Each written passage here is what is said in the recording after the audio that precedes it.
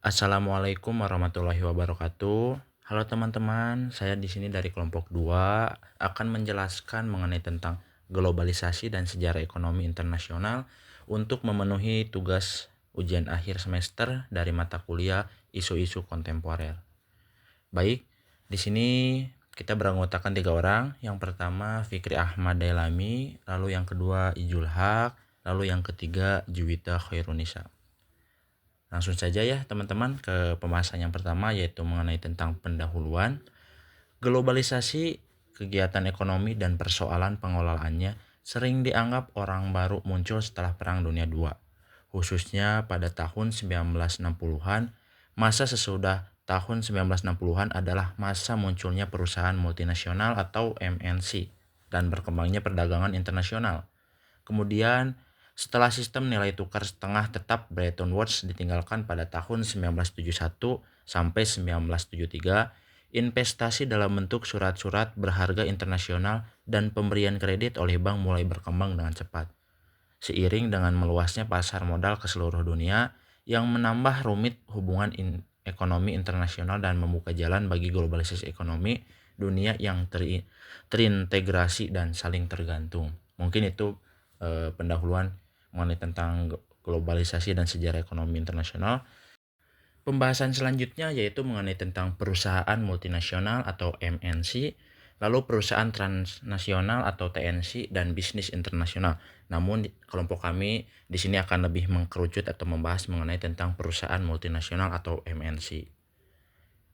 Nah, lalu sejarah bisnis internasional sudah berlangsung sejak zaman kuno, namun bentuk perusahaan multinasional atau MNC mulai nyata pada abad pertengahan dan berkembang pesat sejak revolusi industri.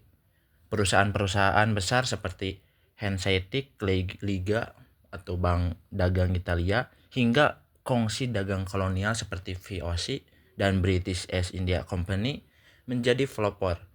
MNC modern muncul dengan karakteristik produksi lintas negara, terutama setelah tahun 1870 karena kemajuan teknologi dan organisasi. Meskipun istilah dan klasifikasi FDI baru populer tahun 1960-an, investasi asing sebenarnya telah berlangsung lama. Pertumbuhan bisnis internasional sempat mengalami pasang surut, terutama akibat Perang Dunia dan krisis ekonomi, tetapi kembali meningkat pesat pasca 1950-an. Nah, bisa dilihat teman-teman, estimasi investasi asing atau FDI menurut negara asal tahun 1914. Bisa dilihat ya, mungkin seperti ini. Pembahasan selanjutnya yaitu mengenai tentang perdagangan dan integrasi internasional. Baik teman-teman, perdagangan internasional juga memiliki akar sejarah panjang, namun data statistik baru tersedia sejak abad ke-19. Volume perdagangan global tumbuh pesat antara tahun 1870-an hingga 1913. Menurun drastis akibat perang dan proteksionisme, lalu kembali naik secara signifikan setelah tahun 1950-an. Pertumbuhan perdagangan bahkan sempat melampaui pertumbuhan produksi barang dunia. Inggris dan Jerman menjadi eksportir utama sebelum Perang Dunia I. Krisis global tahun 1930-an sangat memukul volume perdagangan, terutama di Eropa. Sementara Jepang terdampak setelah Perang Dunia II. Secara umum, hubungan antara produksi dan perdagangan global menjadi fokus penting dalam analisis ekonomi internasional. Nah, dapat dilihat teman-teman, volume ekspor dari tahun 1913 sampai 1984 bisa dilihat. Mungkin seperti ini teman-teman gambarannya. Lalu perkiraan nilai ekspor barang fabrik tahun 1913-an bisa dilihat ya pada tabel 2.3.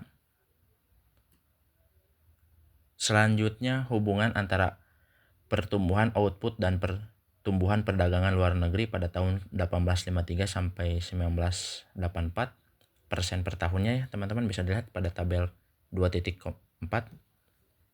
Mungkin seperti ini gambarannya.